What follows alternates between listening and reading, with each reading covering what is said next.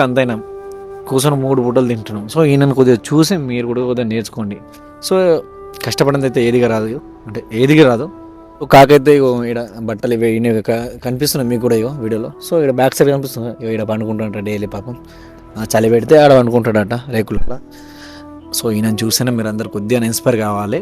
అంటే ఈ ఏజ్లో కూడా ఇంత కష్టపడి అలా ఫ్యామిली కోసం कष्टपడుతున్నాడు. आता सगळं चांगल्या जीवनासाठी काय करावं काका? जीवनसाठी काम करावंच लागते. हां, काम केल्याशिवाय कसं पोट भरते. पाणी जेणे देण दొరకదు అంటున్నాడు తాతయ్య. इकडे येऊन काम करावं लागते. जिवंत जीवनामध्ये माणसं कसं राहावं, काय करावं, काय केलं कसं राहते? काय जीवन म्हणजे म्हणता सुख ठेवावं, चांगलं वागावं, वागणं चांगलं, फिरम राहावं, एवढं దేవాన్ని సుఖ దేవ आपला. సో మంచిగా ఉండాలి, అందరికి ప్రతి ఒక్కరికి రెస్పెక్ట్ ఇవ్వాలని చెప్తున్నాడు ఆయన అయితే. సరే స్వామి శరణం అన్న. స్వామి శరణం అయ్యప్ప.